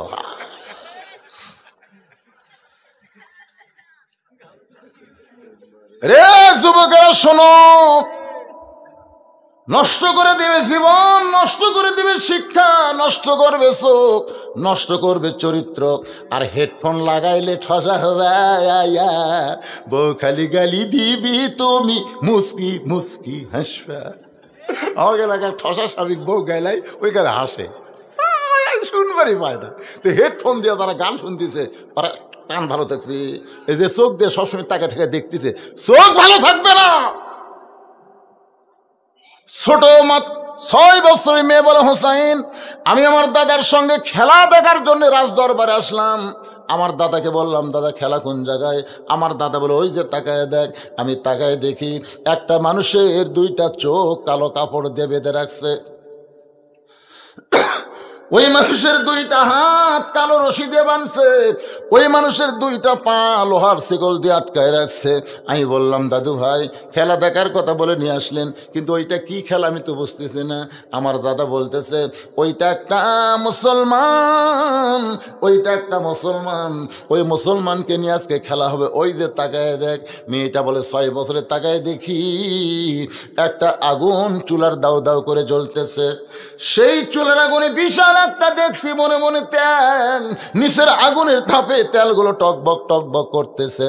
আমার দাদা বলে, নাতনি রে ওই মুসলমানকে হাত পাও বান্ধা উত্তপ্ত তেলের মধ্যে ফেলে দিব। আজকের খেলার নাম হলো মুসলমান মারার খেলা। আমি তখন জোড়হাত করে বললাম, দাদু ভাই এই মুসলমানকে না মারার খেলা কি বন্ধ করা যায় না? মুসলমানকে মারার খেলা কি বন্ধ করা যায় না? আমার দাদা বলতেছে 100 বার যায়। যদি মুসলমান একটা বারের জন্য বলে আল্লাহ রাসুল মানি না, খালি একটা বারের জন্য বলবে আল্লাহ রাসুল মানি না, তাহলে হাতের বাঁধন খুলে দিব, চোখের বাঁধন খুলে দিব, পায়ের শিকল খুলে দিব।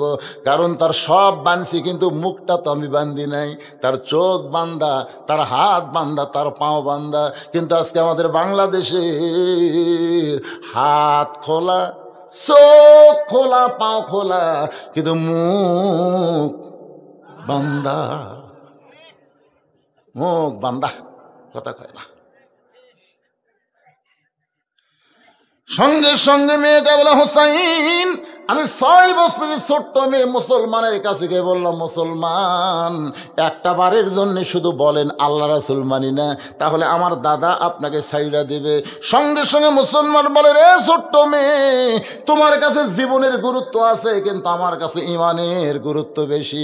দরকার হলে জীবন দিব, কিন্তু এক মুহূর্তের জন্য আল্লাহ রাসুল ছাড়ব না। মেয়েটা বলা, হোসাইন সঙ্গে সঙ্গে আমার দাদা চিৎকার দিয়ে বলল, সৈন্যরা এই মুহূর্তে উত্তপ্ত তেলের মধ্যে ফেলে দাও। ওই মুসলমানকে যখন তেলের দিকে নিয়ে আসতেছে, 6 বছরের ছোট্ট মেয়ে বলে, হোসাইন আমি ছোট্ট অবস্থায় তাকায় দেখি মুসলমান সিনা টান করে উত্তপ্ত তেলের দিকে আসতেছে। মানে তার মৃত্যুর কথাই খেয়াল নেই, কারণ সে বিশ্বাস করে ওয়ালা নাবলু, সে বিশ্বাস করে ওয়ালা তাকুলু লিমান ইউকতালু ফি সাবিলিল্লাহি আমওয়াতুন বাল আহইয়াউ ওয়ালাকিন লা তাশউরুন। ওই মুসলমানকে হাত পা বেঁধে উত্তপ্ত তেলের মধ্যে ফেলে দিবে। মেয়েটা বলে, হোসাইন। ওই সময় মুসলমান চিৎকার করে বলতেছে, লা ইলাহা ইল্লাল্লাহু মুহাম্মাদুর রাসূলুল্লাহ। ওই মুসলমানের ওই কলমাটা আমার কানের মধ্যে দিয়ে কলিজার মধ্যে ঢুকে গেল। আমি তখন তাকায় দেখি মুসলমানের দেহ উত্তপ্ত তেলের মধ্যে পড়েছে, আর দেহের পাখিটা কে যেন ধরে জান্নাতের বাগানে উড়াল দেয়। 6 বছরের ছোট্ট মেয়ে এই দৃশ্য দেখার পরে দৌড় দিলাম। আমি মায়ের সামনে গিয়ে বললাম, মা, লা ইলাহা ইল্লাল্লাহ মুহাম্মদ রাসূলুল্লাহ। আমার মা বলতেছে, তুই না তোর দাদার সঙ্গে খেলা দেখবার গেলি, এই মুসলমানের কলমা কোথায় পাইলি? এ কলমা বলিস না মা, এই কলমা বললে তো দাদা তোর বাপ তোকে মাইরা ফেলবে। আমি তখন বললাম, মা, এই কলমাওয়ালারা কোনো দিন মরে না। হোসাইন 6 বছর বয়সে ঈমান নামক মহামূল্যবান নিয়ামত এইভাবেই আমি অর্জন করেছি। হোসেন বলে, রে মেয়ে, 2 নম্বর প্রশ্নের উত্তর যেমন আশা করেছিলাম তার চাইতে 1000 গুণ তুমি সুন্দর দিয়েছ। ওমর ফারুক বলে, হোসাইন, এখন তুমি 3 নম্বর প্রশ্ন করো। এবার হোসেন বলে, রে মেয়ে, আমার 3 নম্বর প্রশ্ন হলো, বিবাহের পরে আমার সঙ্গী তোমার থাকতে হবে। বিবাহের আগে কোনো কিছু করা যায়? জোরে কোন? বাল্য বিয়া বন্ধ আছে, কিন্তু বাল্য প্রেম বন্ধ নেই। আমাকে সরকার খুবই চালাক দেখছেন, বাল্য বিয়া বন্ধ করে দিছে, কিন্তু বাল্য প্রেম চলবে। 13 বছর ছেলে 9 বছরের মেয়েগুলো পেলে গেছে। এই মোবাইল কিন্তু ছোটো ছোটো বাচ্চা করে প্রেম শিখাচ্ছে। জোরে কোন কথা ঠিক কিনা দেখবেন? যখন রাস্তা দিয়ে দেখবেন 13-14 বছরের ছেলেরা রাস্তা দিয়ে 2 জন যায়, খালি ফিস করে গল্প করে। কি গল্প করা?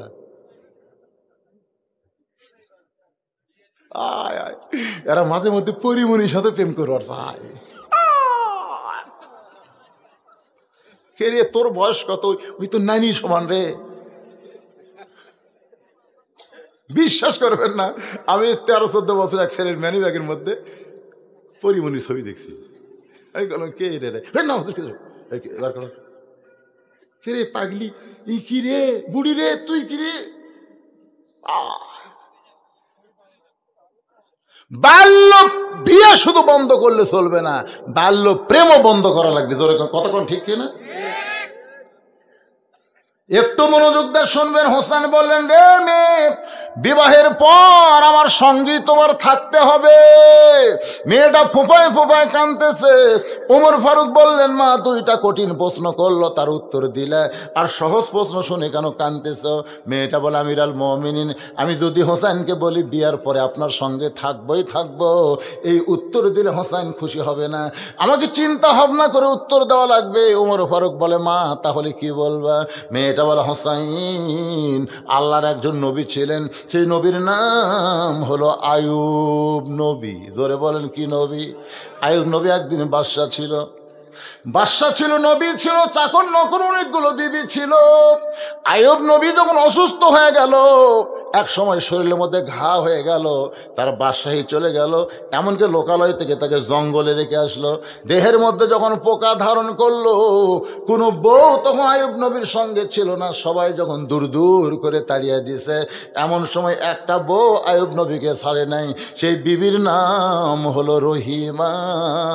হোসাইন, রহিমার মতো বিয়ার পরে আপনার সঙ্গে সুখে দুঃখে সব সময় থাকতে চায়। হোসেন বলে, আমিরাল মুমিনিন, আপনার ঘটকালি আল্লাহ কবুল করেছে, আমার বাবার মনে মনে পছন্দ করা বউটাও আল্লাহ কবুল করেছে, আমার কোনো আপত্তি নেই। ওই মেয়েটাই হোসেনের বিবি হলেন, নাম হলো শাহের বানু। কারবালার প্রান্তরে আলী আসগর যখন শহীদ হয়, হোসেন বলেছিল, তোমার বাচ্চা নিয়ে তুমি নিরাপদে থাকলে আজকে তোমার বাচ্চা শহীদ হইতো না। চিৎকার করে বলে, বিবাহের পূর্বে বলেছিলেন আপনার সঙ্গেই থাকবো, সন্তান যাবে চলে যাবে, কিন্তু আপনার সঙ্গ ত্যাগ করব না। কারবালার প্রান্তরে হোসেন রাদিয়াল্লাহকে শহীদ করে দেহ ফাইলা দিয়ে মাথা যখন নিয়ে যায়, এমন সময় বিবি কান্দার বলে, স্বামী গো, আজকে দুনিয়াতে আপনাকে হত্যা করে দেহ এক জায়গায় মাথা এক জায়গায়, কিন্তু আমি জানি আপনি আল্লাহ আপনাকে জান্নাতের যুবকদের সর্দার বানায় দেবে, হাজার হাজার হুরগেলমান পাবেন। ওই সময় এই দুঃখী বউটাকে আপনি ভুলবেন না।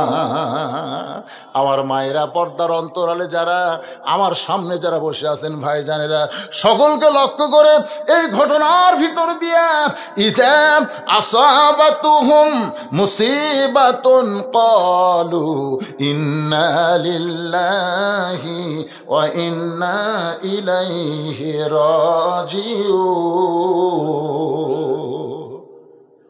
এক বস্তা কি দিছে? চাউল দিছে? কে দিল সেটা? মাশাআল্লাহ, আমি ভুলে গেছিলাম, এক বস্তা চাউল আমি ভুলে গেছিলাম। কোনটা ইকবাল? আপনি ইকবাল?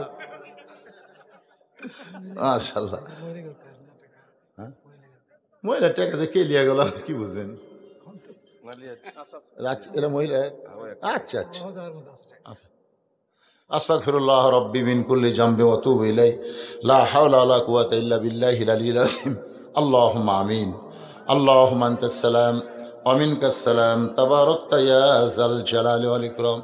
আল্লাহ, কঠিন শীতকে উপেক্ষা করে আল্লাহ তোমার বান্দা তুহিন খান আজকের এই জান্নাতের বাগান লাগাইছে। আল্লাহ, তোমার নবীর ইতিম মাদ্রাসাকে লক্ষ্য করে আল্লাহ মেহেরবানি করে আজকের এই মাহফিল আমাদের সকলের হিদায়াতের জন্যে, নাজাতের জন্যে, জান্নাতের জন্যে আল্লাহ তুমি কবুল করে নাও। আল্লাহ, এই মাহফিল করতে গিয়ে হাজার হাজার টাকা খরচ হয়েছে আল্লাহ, এই খরচগুলোকে আল্লাহ তুমি জান্নাতের বিনিময়ে কবুল করো।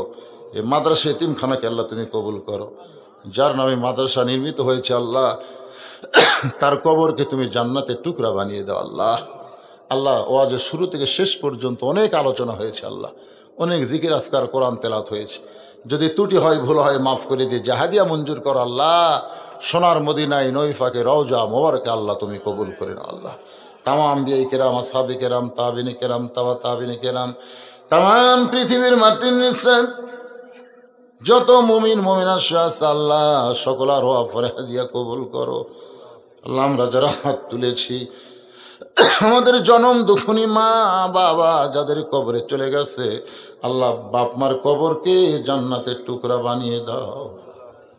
আল্লাহ, আমাদের দাদা দাদি, নানা নানা, আত্মীয় স্বজন, শ্বশুর শাশুড়ি যাদের কবরে গেছে আল্লাহ, কবরবাসীদের মাফ করে দাও। আল্লাহ, আল্লাহ, এই মাদ্রাসা 3 জন বাচ্চার মাথায় পাগড়ি পরানো হলো আল্লাহ, তাদেরকে হক্কানে হাফেজ আলেম হিসেবে কবুল করো। আল্লাহ, মাদ্রাসার প্রতিষ্ঠাতা আল্লাহ তুহিন সাহেবকে কবুল করো। আল্লাহ, তাকে সর্বাত্মক সহযোগিতা যারা করে এই মাদ্রাসার ব্যাপারে আল্লাহ, তাদের সকলকেই তুমি কবুল করে নাও। আল্লাহ, আজকেও যারা মাদ্রাসাকে মহব্বত করে অল্প হলেও কিছু দান করেছে আল্লাহ, তাদের দানগুলোকে জান্নাতের বিনিময়ে কবুল করো। আল্লাহ, আমার মা বোনদের কবুল করো। আল্লাহ, আজকে দীর্ঘ সময় আমি মা বোনদের নিয়ে ওয়াজ করেছি আল্লাহ, আবিদা সালিহা পর্দানিজি কবুল করে মা ফাতেমার চরিত্র আমার মা বোনদেরকে আল্লাহ তুমি দান করে দাও। আল্লাহ, আল্লাহ তুহিন সাহেবের পরিবারের উপরে রহমত বরকতের দরজা খুলে দাও। আল্লাহ, তার ব্যবসার মধ্যে বরকত দিয়ে দিও। আল্লাহ, আল্লাহ, আমরা যারা হাত তুলেছি, কে কোন নিয়ত করে হাত তুলেছি আল্লাহ, সকলের নেক নিয়ত নেক আশাকে আল্লাহ তুমি কবুল করো।